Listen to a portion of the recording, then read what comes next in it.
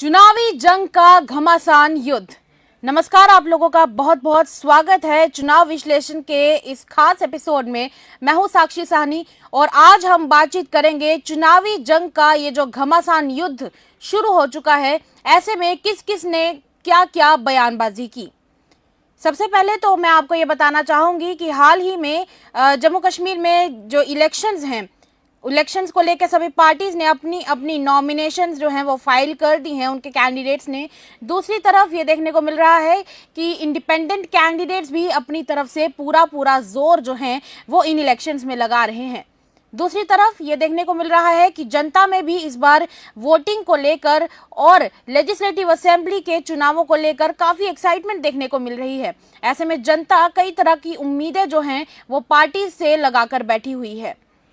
इस सबको देखते हुए सबसे पहले हम शुरू करेंगे सेंटर से, जहां पर भारतीय जनता पार्टी का नेतृत्व करने वाले प्रधानमंत्री नरेंद्र मोदी जो हैं वो जम्मू कश्मीर में जल्द ही विजिट करने वाले हैं। तारीख की अगर बात की जाए तो कहा जा रहा है कि जम्मू कश्मीर में 14 तारीख को प्रधानमंत्री नरेंद्र मोदी जो हैं वो आने वाले हैं। बात हो रही है कल की, क्योंकि कहा गया था कि कल के दिन प्रधानमंत्री नरेंद्र मोदी जम्मू कश्मीर का दौरा करेंगे। और हमारे सूत्रों की माने तो अब तक मीडिया रिपोर्ट्स में भी ये बात साफ हो चुकी है कि कल के दिन प्रधानमंत्री मोदी जम्मू कश्मीर का दौरा करने के लिए पहुंचेंगे और खास करके जम्मू कश्मीर में डोडा टाउन जो है वहां पर जाकर, डोडा कॉन्स्टिट्यूएंसी जो है वहां पर पब्लिक मीटिंग्स होंगी उनके साथ और लोगों के साथ बातचीत जो है वो रैली के थ्रू करने वाले हैं। दूसरी तरफ ये भी कहा जा रहा है कि 19 सितंबर को प्रधानमंत्री नरेंद्र मोदी जो है वो श्रीनगर में घाटी में भी विजिट कर सकते हैं। फिलहाल अभी इसकी संभावना जताई जा रही है, पर पक्की तारीख को लेकर अभी भी 19 से 20 के आसपास ये तारीख जो है वो बताई जा रही है। हालांकि आने वाले समय में इसकी कंफर्मेशन भी जल्द ही हो जाएगी और प्रधानमंत्री नरेंद्र मोदी जो हैं वो जम्मू कश्मीर में घाटी का अब दौरा जो है वो भी करेंगे। दूसरी तरफ आगे बढ़ते हुए मैं आपको बताना चाहूंगी कि भारतीय जनता पार्टी के राष्ट्रीय महासचिव एवं जम्मू कश्मीर व लद्दाख के प्रभारी तरुण चुग ने शुक्रवार को यह कहा है कि जम्मू कश्मीर की जनता अलगाववादी सोच के खिलाफ है। उन्होंने शुक्रवार के दिन ये कहा कि जम्मू कश्मीर के लोग इस अलगाववादी सोच के खिलाफ हैं। 3 परिवार जिसमें अब्दुल्ला, मुफ्ती और गांधी परिवारों को उन्होंने निशाना बनाया और निशाना बनाते हुए उन्होंने ये कहा कि इनके अलावा इंजीनियर राशिद भी जम्मू कश्मीर की शांति के दुश्मन हैं, लेकिन भारतीय जनता पार्टी इनके मंसूबों में इन्हें कामयाब जो है वो नहीं होने देगी और जम्मू कश्मीर की शांति को भंग नहीं करने देगी। थोड़ा सा आगे चलते हैं, बात करेंगे फारूक अब्दुल्ला की। डॉक्टर फारूक अब्दुल्ला की बात हो रही है, जिन्होंने आज के दिन ये कहा है कि आर्टिकल 370 जो है वो जम्मू कश्मीर की हार्ट बीट है, यानी कि जम्मू कश्मीर के दिल की धड़कन है। इसी के साथ उन्होंने ये भी कहा है कि हम पूरा प्रयास कर रहे हैं और करेंगे कि हम इसे जम्मू कश्मीर को रिस्टोर करके दे सके। इसी के साथ उन्होंने ये कहा है कि काफी साल लगे आर्टिकल 370 को रिमूव करने में, पर फिर भी हम इसे दोबारा से लौटा कर जम्मू कश्मीर की जनता को देंगे, क्योंकि ये जम्मू कश्मीर की जनता की धड़कन है और हम ये पूरी कोशिश कर रहे हैं कि खुदा भी इसमें हमारा साथ जरूर देगा। जब उनसे ये बात की गई कि इंजीनियर राशिद की बेल के बारे में वो क्या सोचते हैं और इंडियन नेशनल कांग्रेस और एनसी की अलायंस के ऊपर इसका क्या असर पड़ सकता है इंजीनियर राशिद के आने से, तो उन्होंने कहा है कि उन्हें किसी का भी कोई डर नहीं है। आगे बढ़ते हुए मैं आपको ये बताना चाहूंगी कि आज के दिन इंडियन नेशनल कांग्रेस के दफ्तर में AICC यानी कि ऑल इंडिया कांग्रेस कमेटी की तरफ से एक पत्रकार वार्ता जो है वो आज के दिन की गई, जिसमें AICC की लीडर्स ओनिका मेहरोत्रा और डॉली शर्मा ने साफ तौर पर यह बताया कि जम्मू कश्मीर में पिछले कई सालों में अनएम्प्लॉयमेंट जो है वो दूसरे नंबर पर आ पहुंचा है। यानी कि पूरे भारत की अगर बात की जाए तो पूरे भारत में जम्मू कश्मीर जो है वो अनएम्प्लॉयमेंट दर के मामले में अब दूसरे नंबर पे आ पहुंचा है। एक बड़ा इल्जाम जो है इसी के साथ उन्होंने भारतीय जनता पार्टी पर लगाया कि इसकी जिम्मेदार और कोई नहीं बल्कि पिछले 10 सालों में जिन्होंने जम्मू कश्मीर पर राज किया है भारतीय जनता पार्टी, वो इसकी साफ तौर पर जिम्मेदार है। आगे बढ़ते हुए हम आगे चलेंगे जम्मू कश्मीर नेशनल कॉन्फ्रेंस के वाइस प्रेसिडेंट उमर अब्दुल्ला की तरफ, जिन्होंने ये कहा है कि हम कभी भी भारतीय जनता पार्टी के साथ मिलकर सरकार नहीं बनाएंगे। आज के दिन उन्होंने एक खास बयान जो है वो दिया है और उस बयान में वो कहते हैं कि जम्मू कश्मीर के लोग मायूस हैं, परेशान हैं। इस मायूसी से बचने का एक ही तरीका है, जो भी कैंडिडेट्स और पार्टीज भारतीय जनता पार्टी की मदद करने की तैयारी कर रही हैं, उनको चुनाव में हार से सामना करवाया जाए। और उसके लिए प्री पोल अलायंस के तौर पर हम लोगों ने खुद को बाकी की जनता के सामने पेश किया है। ऐसे में हम ये कोशिश करेंगे कि इन लोगों को ये साबित किया जा सके, क्योंकि आने वाले समय में हम ही हैं जो भारतीय जनता पार्टी के साथ कभी भी सरकार नहीं बनाएंगे, क्योंकि ये इंडिपेंडेंट कैंडिडेट्स और ये बाकी की ABCD पार्टीज जो हैं, ये किसी ना किसी समय आने पर भारतीय जनता पार्टी के साथ कभी भी विलय कर सकते हैं, पर एक हम ही हैं जो आने वाले समय में कभी भी भारतीय जनता पार्टी के साथ विलय नहीं करेंगे। बाकी किसी ना किसी रूप में भारतीय जनता पार्टी की मदद करने के लिए मैदान में जरूर उतरे हुए हैं और हमारी वोटर्स से और मतदाताओं से ये साफ तौर पे गुजारिश है कि इस गठबंधन के उम्मीदों को यहां से कामयाब करके आगे भेजा जाए, ताकि हमको भारतीय जनता पार्टी से जम्मू कश्मीर को बचाने का मौका मिल सके। चलिए अब आगे बढ़ते हैं, बात करेंगे सैयद मोहम्मद अल्ताफ बुखारी की, जो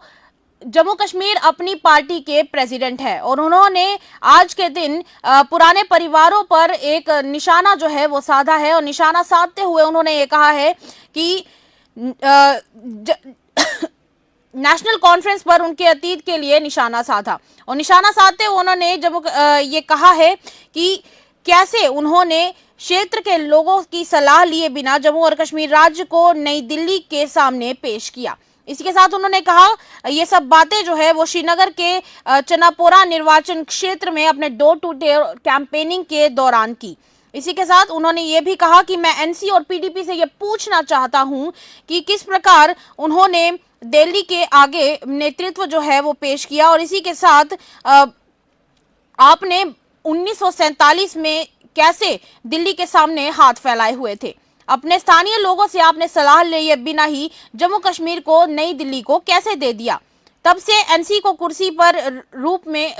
के रूप में एक प्रोत्साहन जो है वो मिला हुआ है, जबकि PDP की महबूबा मुफ्ती को भी बाद में मुख्यमंत्री का पद दे दिया गया। इसलिए आप दूसरों को दोष कैसे दे सकते हैं कि वे दिल्ली के प्रतिनिधि हैं। आगे बढ़ेंगे और बात करेंगे उमर अब्दुल्ला और इंजीनियर राशिद की, क्योंकि हाल ही में आप लोगों ने देखा होगा कि इंजीनियर राशिद की रिहाई जो है वो तिहाड़ जेल से हुई है और तिहाड़ जेल से बाहर आने के बाद उन्होंने कैंपेनिंग भी की है। ऐसे में आज के दिन उमर अब्दुल्ला से जब इंजीनियर राशिद के बारे में सवाल किया गया तो उन्होंने ये क्लैरिफाई करते हुए कहा है कि पूछा है कि आखिर इंजीनियर राशिद जो हैं वो एक बार क्लैरिफाई करके बता दे कि क्या वो फ्यूचर में भारतीय जनता पार्टी का साथ जो है वो देने वाले हैं या नहीं देने वाले हैं, इस बात को क्लैरिफाई कर दे। इसी के साथ उन्होंने ये भी कहा है कि इंजीनियर राशिद ने कल के दिन ही बताया था कि वो दिल्ली जाने के लिए तैयार हैं अगर मैं उनके साथ चलता हूं तो। ठीक है, अगर वो ऐसा ही चाहते हैं और ऐसा करने पर अगर वो यहाँ पर फील्ड हमारे लिए छोड़ देते हैं तो ठीक है, मैं उन्हें तिहाड़ जेल तक ड्रॉप करने के लिए तैयार हूं और वो मैदान हम लोगों के लिए छोड़ दें। अब देखना ये है कि इस तरह की स्टेटमेंट के बाद इंजीनियर राशिद का आगे से क्या जवाब आता है। तो ये एक छोटा सा नटशेल जो है वो हमने आपके सामने पेश किया है कि जम्मू कश्मीर में किस तरह से सियासती हवा जो है वो चल रही है। लगातार अब एक के बाद एक बयानबाजी जो है वो सभी पार्टीज करती जा रही हैं और उन पार्टीज में लगातार एक के ऊपर कभी कोई एक निशाना साध रहा है, कभी कोई दूसरा निशाना साध रहा है, कभी कोई तीसरा निशाना जो है वो साध रहा है। लगातार ये जो पुरानी पार्टीज रही हैं, चाहे हम अब्दुल्ला परिवार की बात करें या फिर चाहे हम महबूबा मुफ्ती के परिवार की बात करें, लगातार इनके ऊपर भी परिवारवाद के कई तरह के सवाल जो है वो हमेशा से उठाए जाते रहे हैं। और ऐसे में ये देखने को मिल रहा है कि भारतीय जनता पार्टी तो एक के बाद एक इनको निशाना बना रही है, पर अब साफ तौर पे ये देखने को मिल रहा है कि NC वो भी सामने से निशाने जो है वो साधना शुरू हो गई है और उन्होंने बताना शुरू कर दिया है कि देखिए जनाब, हम भी अब किसी से कम नहीं है, क्योंकि चुनावों की ये जो जंग है अब शुरू हो चुकी है। और इनका ये अब कहीं ना कहीं ये बताने का ये तरीका है that the game is on. अब जनता पर डिपेंड करता है और जनता पर ये एक जिम्मेदारी जो है वो बनती है कि वो कैसे लोगों को सरकार में लाना चाहते हैं। एक तरफ वो लोग हैं जो कहते हैं कि हमारी तरफ से आप हमें वोट दे दीजिए, हम पहले भी सत्ता में रहे थे, अब एक बार फिर से सत्ता में आएंगे और आपको कई तरह की डेवलपमेंट्स देखने को मिलेगी। कुछ पुरानी पार्टीज हैं जो कह रही हैं कि हमें एक बार फिर से मौका देकर देखिए, हम इस बार जहां पर चूक गए थे उन गलतियों को अब हम नहीं दोहराएंगे। और कुछ ऐसी पार्टीज भी हैं जो कहती हैं कि हम पाकिस्तान से डायलॉग जो है वो भी करके दिखाएंगे। एक तरफ ऐसी पार्टी है जो कहती है कि ये मोदी का नहीं, ये अब हमारा कश्मीर होगा, या फिर यूं कहे कि इंजीनियर राशिद का कश्मीर होगा। अब देखना ये है कि क्या जनता जो है वो किसको आगे लाना चाहती है, जनता का फेवरेट कौन है, जनता कैसे लोगों को आगे अपना प्रतिनिधित्व करने के लिए रखना चाहती है ताकि वो उनको रिप्रेजेंट कर सके और आगे सेंटर में जाकर उनकी जो समस्याएं हैं उनको उजागर कर सके और उनके लिए समाधान लेकर आ सके। अब ये तो जनता पर डिपेंड करता है और खास करके आप सब लोगों पर जो इस वक्त इस वीडियो को देख रहे हैं, क्योंकि ये वोट ये सिर्फ आपकी एक जिम्मेदारी नहीं है, ये आपका हक भी है और आपकी ताकत भी है। आप सरकार बना सकते हैं, आप सरकार गिरा भी सकते हैं, आप तख्त को उठा सकते हैं तो आप तख्त को पलट भी कर सकते हैं। अब आपकी अपनी जो राय है वो कमेंट बॉक्स में जरूर व्यक्त कीजिएगा और अपनी कॉन्स्टिट्यूएंसी का नाम जो है वो जरूर मेंशन कीजिएगा। फिलहाल आज के इस चुनाव विश्लेषण के एपिसोड में इतना ही। दीजिएगा इजाजत, मिलेंगे अगले वीडियो में, तब तक के लिए शुभ रात्रि।